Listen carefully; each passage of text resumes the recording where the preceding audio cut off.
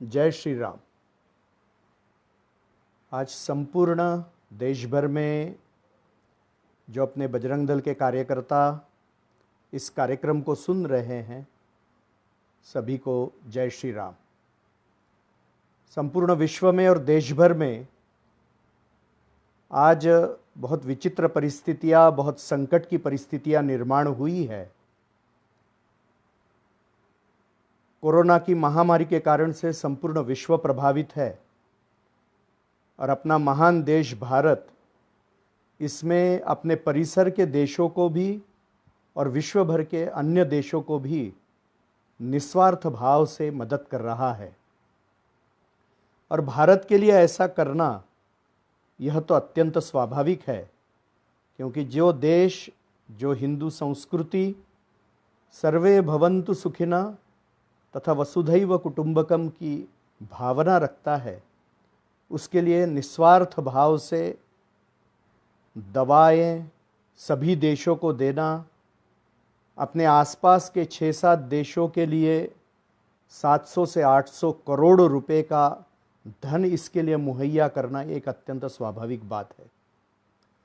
और भारत के बाहर ही नहीं तो भारत के अंदर भी केंद्र सरकार, अनेक धार्मिक संस्थाएं और विश्व हिंदू परिषद का युवा विभाग बजरंग दल अपने समाज के सेवा के लिए बहुत बड़ा पुरुषार्थ कर रहा है। मुझे कहने में बहुत आनंद होता है कि पूर्ण देश भर में 27,000 से ज़्यादा अपने कार्यकर्ता आज हिंदू समाज को जो अन्नदान की आवश्यकता है, जो कमज़ोर क्षेत्र का अपना समाज का वर्ग है, जो आवश्यक यह लॉकडाउन के कारण से प्रभावित हुआ है, उनको भोजन की व्यवस्था करा रहा है। आज प्रतिदिन हम लोग 2,75,000 से अधिक लोगों को बहुत प्रेम से और सम्मान से भोजन खिला रहे हैं। लगभग 3.25 लाख से अधिक परिवारों में हमने 7-10 दिन, 15 दिन तक पर्याप्त होगा इतना सूखा अनाज भी दिया है। जो स्वास्थ्य कर्मी हैं, जो स्वच्छता कर्मी हैं, जो सुरक्षा कर्मी, उनके ऊपर विशेष ध्यान देकर हम सेवा कर रहे हैं। और ये जो 27,000 से अधिक कार्यकर्ता है, उसमें बहुत बड़ी संख्या में अपने बजरंग दल के युवा सुबह से लेकर रात्रि तक लगे हुए हैं। अनेक राज्यों में, अनेक अस्पतालों में भी हम सेवा दे रहे हैं। वैसे ही सैनिटरी इक्विपमेंट और फेस मास्क, यह भी सुरक्षा की दृष्टि से लाखों की संख्या में हम आज दे रहे हैं। और पूर्ण देश भर में 1,771 जगह पे नगरों में और लगभग 5,554 जगहों पर हम यह निस्वार्थ सेवा दे रहे हैं। जैसे कि हनुमान जी लंका में पराक्रम करके आए तो ब्रह्मा जी ने हनुमान जी का बहुत बड़ी स्तुति की, तो उनको सुनकर राम जी ने भी उनकी बहुत स्तुति की। तो हनुमान जी ने यह भाव प्रकट किया कि महाराज जी, आप मेरी क्या स्तुति कर रहे हैं, ये तो सब कुछ आप ही के कर्तृत्व से है। और इसीलिए बजरंग दल भी इस कोरोना के महामारी के लॉकडाउन के दौरान जो सेवा कर रहा है, वो किसी अहंकार से युक्त होकर नहीं कर रहा है, तो विनय से युक्त होकर कर रहा है, कह रहा है। ऐसा बताते हैं कि तुलसीदास जी ने एक बार महान भक्त रहीमदास जी की स्तुति की और उनको कहा कि आप तो कोई भी आता है तो उसको कितना दान देते, कितनी सेवा करते, तो आप कितने बड़े हैं, मगर लोग बताते कि ऐसा करते हुए आपकी आंखें सदा नीची रहती है। तो रहीमदास का बड़ा प्रसिद्ध दोहा है। रहीमदास बहुत बड़े कृष्ण भक्त थे। उन्होंने कहा कि देनहार कोई और है, देवत है दिन रेत, लोक भरम हम पे करे, थाते नीचे नैन। और इसलिए आज बजरंग दल का कार्यकर्ता जो जबरदस्त सेवा कोरोना के महामारी के दौरान पूर्ण देश भर में दे रहा है, वह दान स्वीकारने वाले का सम्मान रखते हुए एक विनय के भाव से यह सेवा कर रहा है। अभी अपना लॉकडाउन यह 3 मई तक बढ़ा है और अपने सब कार्यकर्ताओं को अपने पूर्ण सामर्थ्य से नए नए लोगों को इसको जोड़कर अपने भी कार्यकर्ता जो अभी तक इसको लगे नहीं है, उनको भी जोड़कर यह सेवा का कार्य, यह महामारी का संकट जब तक टल नहीं जाता है, और यह टल तो जरूर जाएगा, तब तक हमको पूर्ण मनोभाव से, पूर्ण सामर्थ्य से यह सेवा करनी है। और यह सेवा करते हुए जो सरकारी नियम है, मर्यादाएं हैं, मार्गदर्शन है, उसका पूर्ण पालन करते हुए हमको यह करना है। जब मैं सरकारी मर्यादाओं की बात करता हूं तो दुर्भाग्य से मेरे मन में तबलीगी जमात का विषय आता है कि हर तरह से पूर्ण समाज आज इस महामारी से बचाव करने का प्रयास कर रहा है, मगर दुर्भाग्य से मुसलमान समाज के कुछ एक वर्ग की हठधर्मिता, कि जिस कारण से जिनको यह रोग हो गया है वो बता भी नहीं रहे हैं, और कोई भी तरह की परीक्षण करते हुए समाज में वो विचरण कर रहे हैं, कि जिस कारण से इस महामारी का फैलाव हो रहा है। जितनी मेहनत सरकार, जितनी मेहनत समाज अनेक अभावों को सहन करते हुए कर रहा है, कई जगह पर यह मेहनत व्यर्थ जा रही है। और इसीलिए यह हठधर्मिता अपने समाज का भी नुकसान कर रही है, मुसलमान समाज का भी नुकसान कर रही है। और मुझे लगता है कि इस समय मुसलमान समाज ने उसका नेतृत्व क्या बता रहा है, इसके बारे में बहुत समझने की जरूरत है। गलत नेतृत्व को जो उनके पैर के ऊपर कुल्हाड़ी मार रहा है, जैसे ओवीसी का स्टेटमेंट आया कि भाई जो मर गए वो शहीद है, उनको तुरंत गाड़ देना चाहिए। गाड़ेंगे तो ये फैलाव होगा महामारी का। आज जो भी रोगग्रस्त होकर मर गया है, उस शव को जलाना ही चाहिए। और इसीलिए गलत नेतृत्व यदि समाज को गलत मार्गदर्शन कर रहा है, तो मुसलमान समाज ने ऐसे नेतृत्व को उखाड़ कर फेंकने की जरूरत है। मुझे लगता है कि मुसलमान समाज को अब्दुल कलाम जैसे, अब्दुल हमीद जैसे, अशफाक उल्लाह खान जैसे जो महान लोग उनकी परंपरा में, इस देश की परंपरा में होकर गए, उनका आदर्श सामने रखने की जरूरत है। जो अनेक स्वार्थी लोग यह मुसलमान समाज का नेतृत्व कर रहे हैं, उनको उखाड़ कर फेंकने की जरूरत मुसलमान समाज को है। सीए के दौरान भी और अभी कोरोना के दौरान भी अनेक लोग यह गलत मार्गदर्शन कर रहे हैं। यह सारे विषय में बजरंग दल के भी कार्यकर्ताओं की क्या भूमिका रहेगी? तो मुझे लगता है कि यह जमात में सहभागी होकर जो लोग कहाँ पर भी अपने अपने नगरों में, अपने शहरों में, अपने राज्यों में पहुँचे हैं, इनकी यदि पुख्ता जानकारी हमको प्राप्त होती है, तो वो जानकारी हमको सरकारी तंत्र को देनी है। वह जानकारी सीधे सोशल मीडिया पर नहीं डालनी है। कुछ घटनाएं ऐसी हुई है कि कहाँ पर वो जानकारी गलत थी, तो अपने कुछ कार्यकर्ताओं के ऊपर इस कारण से केस भी हो गई। और इसलिए सोशल मीडिया के ऊपर अपने को यह जानकारी सीधी नहीं डालनी है। अपने यहाँ के सरकारी तंत्र को इसकी जानकारी दे, और साथ ही साथ केंद्रीय स्तर पे हम लोगों को भी वो बताएंगे, तो यहाँ से हम उसके पीछे लगेंगे। और ऐसे लोग कि जो ऐसा महामारी का फैलाव करने के लिए घूम रहे हैं, उनको स्थानबद्ध करते हुए क्वारंटाइन करने में हम सरकार की मदद कर सकेंगे। यह एक बहुत महत्व का कार्य है कि जो हम सब लोगों का, जिनका नीचे तक संगठन का संबंध, संपर्क है, हमने ध्यानपूर्वक इसको करने की जरूरत है। आज सबको अपने अपने घर रहने का आदेश हुआ है पिछले अनेक दिनों से, और 3 मई तक। तो ऐसे परिस्थिति में अपने जैसे कार्यकर्ताओं की क्या भूमिका रहेगी? तो मुझे लगता है कि इसमें जो सेवा का कार्य है वो तो बढ़ चढ़ कर करना ही चाहिए। सुरक्षा की सारी जिम्मेदारियों को संभाल कर वो करना चाहिए, मगर इसके साथ साथ में 2 महत्व के काम है जो हमको करने होंगे। एक तो अनेक परिवारों में बूढ़े लोग अकेले हैं, अनेक लोग अकेले रह रहे हैं, महिलाएं हैं। तो कई जगह पर समाज में या परिवारों में अकेले रहने के कारण से या आर्थिक कठिनाई के कारण से मनोबल गिर रहा होगा। तो समाज का आत्मविश्वास, समाज का मनोबल बढ़ाने के लिए जो आवश्यक है, संपर्क के माध्यम से, उत्साह बढ़ाने के माध्यम से, सहयोग करके वो सब कुछ हमने करना चाहिए। और दूसरा पक्ष है कि हम स्वयं के तरफ भी हमने ध्यान देना चाहिए। हमारे परिवार के सदस्य, हमारे मित्र, सहयोगी, अन्य कार्यकर्ता इन सभी को 3 बातें निश्चित रूप से करनी चाहिए। एक तो स्वाध्याय करना चाहिए। अपने राष्ट्रीय संयोजक श्री सोहन जी ने अपने बजरंग दल के ग्रुप के ऊपर अभी आपको छोटी छोटी पुस्तकों को भेजने का प्रारंभ किया है।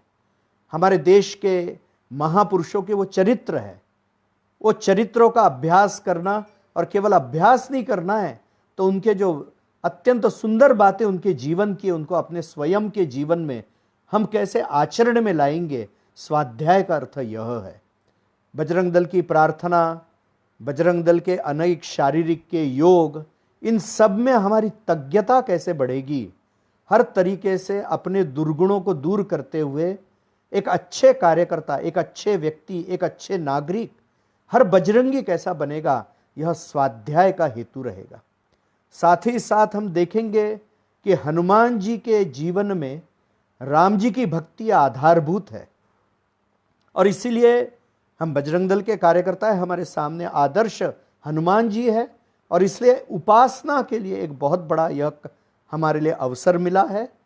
तो उपासना भी बहुत ध्यानपूर्वक हमको करनी है। रोज हम हनुमान चालीसा का पाठ करें, साथ ही साथ राम नाम का जप करें, और या अन्य भी कोई अपना आराध्य देवता है तो उसका भी हम जाप करें, ध्यान करें। और उपासना का बल, तप का बल सबसे बड़ा होता है। हमारे शास्त्रों में कहा है कि भगवान विष्णु, भगवान शंकर जी, भगवान ब्रह्मा जी जो कुछ भी कर पाते हैं वो अपने तपोबल से कर पाते हैं। और आज अपने देश के सामने, अपने समाज के सामने धर्मांतरण जैसे, बाद में हिंदू कन्याओं के अपहरण जैसे, गोहत्या जैसी अनेक अनेक समस्याएं हैं। समाज में हिंदू ही हिंदू से लड़े ऐसे काम करने वाली अनेक शक्तियां हैं जो हिंदू समाज को तोड़ने का प्रयास कर रही है। ऐसे सारे चुनौतियों के ऊपर बजरंग दल के कार्यकर्ताओं को विजय प्राप्त करना है। तो इस शांति के कालखंड में जहां हमको एकांत मिल रहा है, इस कोरोना के लॉकडाउन के कारण से, हम उपासना से अपनी ऊर्जा, अपना तपोबल बढ़ाए, ताकि इन सारी चुनौतियों के ऊपर हम विजय पा सके। और युवा भारत की युवा शक्ति, जो युवा शक्ति आज विश्व में सर्वाधिक है, वह इस विजय का संकल्प हृदय में लेकर कार्य कर रही है। श्री राम जन्मभूमि के आंदोलन का जो निष्कर्ष आया वो बजरंग दल के सामर्थ्य का, इस समाज के त्याग और बलिदान का, इसके सातत्य का एक ज्वलंत उदाहरण है। और इसलिए जो चुनौतियां हैं, धर्मांतरण की, हिंदू कन्याओं के अपहरण की, हिंदुओं के ऊपर जो शारीरिक आक्रमण हो रहे हैं उनसे हिंदुओं के बचाव करने की, गोहत्या को रोकने की, समाज में समता और समरसता निर्माण करने की, ये सारी बातें करने के लिए ये तपोबल की जरूरत रहेगी। इसलिए उपासना को हमको बहुत ध्यानपूर्वक करना है। और बजरंग बली तो बल के प्रतीक है, और इसलिए अपना शारीरिक सामर्थ्य और हमारी स्वयं की रक्षा की सारे विद्याओं का अभ्यास, इसको हमको बहुत आग्रहपूर्वक करना है। हम जानते हैं कि अनेक मुस्लिम संगठनों ने ऐसी बातें कही है कि हम हजारों हजारों लाखों मुसलमानों को संघर्ष के लिए सिद्ध कर रहे हैं। ये चुनौतीपूर्ण ऐसी बातें लोग कह रहे हैं। यहाँ AI ओवैसी का जो पक्ष है, उनके एक जो वासिम पठान है, उन्होंने भी ये कहा था कि भाई हमारे 15 करोड़ 100 करोड़ हिंदुओं के लिए भारी है। तो इस तरह के जो वाक्य, चुनौतीपूर्ण वाक्य आज हिंदू समाज के मुंह के ऊपर फेंके जा रहे हैं। मुझे लगता है कि इन सब बातों के लिए हिंदू समाज का संगठित सामर्थ्य ही उत्तर है। और इसलिए इस सामर्थ्य की उपासना शारीरिक बल, मनोबल, बुद्धिबल से हम करें, और फिर उससे सर्वश्रेष्ठ ऐसा संगठन का बल भी हमको खड़ा करना पड़ेगा। आज के इस लॉकडाउन के समय में इसलिए एक बहुत महत्व का विषय है कि हमको अपने कार्यकर्ता, अपने अनेक परिचित, अपने दानदाता, इनसे एक जीवंत संपर्क रखना होगा।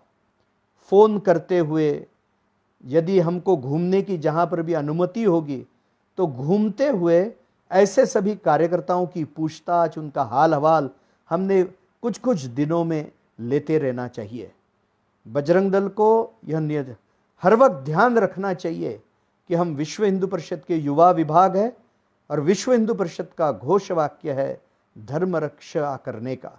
धर्मो रक्षति रक्षिता, और धर्म की रक्षा यह सामर्थ्य का कार्य है।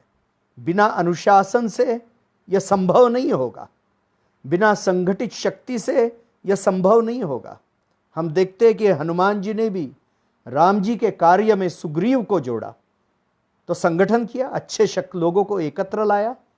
हनुमान जी ने विभीषण को एकत्र लाया राम जी के साथ में। और इसीलिए आज हम कोरोना के दौरान जो सेवा कार्य कर रहे हैं, अनेक बस्तियों में अनेक लोग हमारे संपर्क में आ रहे हैं, उनके नामों की सूची हम बनाएं।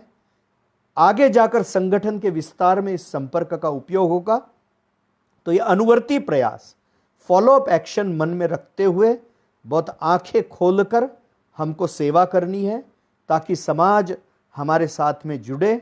क्योंकि धर्म का रक्षा का यह कर्तव्य, यह बजरंग दल का यह प्रमुख कर्तव्य, बजरंग दल का जन्म ही इसके लिए हुआ है, और यह सामर्थ्य का काम है।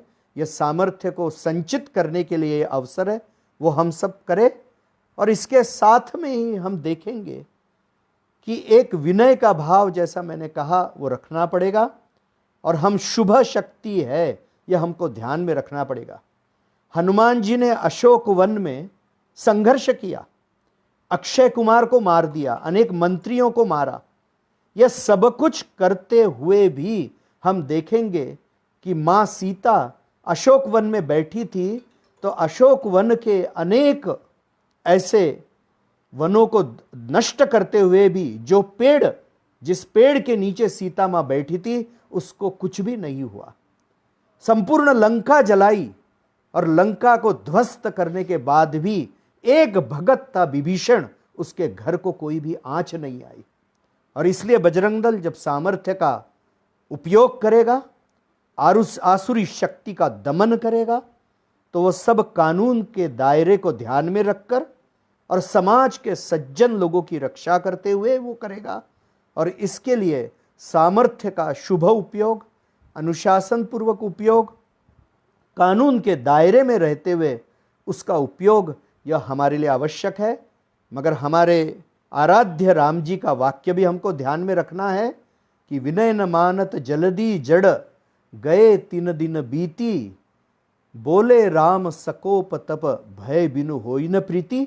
आज हिंदू समाज की रक्षा के लिए यह सामर्थ्य हम खड़ा करेंगे, तो हिंदू समाज, हिंदू संस्कृति, हिंदू नीति मूल्य, इसको तबाह करने के लिए जो देश विदेश की शक्तियां लगी हुई है, उसको भय निर्माण होना ही चाहिए हृदय में, ताकि वह यह काम कर न सके। और इसीलिए यह बहुत बड़ी जिम्मेदारी, एक ऐतिहासिक जिम्मेदारी इस चुनौतीपूर्ण समय में हम लोग करेंगे। हनुमान जी का आदर्श हमारे सामने है, सारा पराक्रम करते हुए भी, शक्ति का उपयोग करते हुए भी हनुमान जी के हाथ से एक भी अत्याचार अपने जीवन में नहीं हुआ, एक भी कानून नहीं टूटा। और इसलिए बजरंग दल का भी चरित्र, चारित्र्य और व्यवहार हनुमान जी को सामने रखकर होगा। आप सभी अपने स्वास्थ्य की चिंता करिए, समाज की सेवा में ऐसे ही अथक प्रयत्न करते रहिए। राम जी का आशीर्वाद हमारे सबके सर के ऊपर है, और राम जी का वर्णन है कि राम जी अंतर्बाह्य कल्याण स्वरूप है, और इसलिए हमारे हाथ से भी अकल्याण की बात न हो। और दूसरी बात राम जी के बारे में है कि राम जी का सदा विजय ही होता है, और इसलिए उनके विजय महामंत्र को ध्यान में रखते हुए, हृदय में सतत विजय का संकल्प रखते हुए, एक विजिगीषु वृत्ति से हर बजरंग दल का कार्यकर्ता अपने कार्य में लगे। यही मेरे आप सबको शुभकामना। जय श्री राम।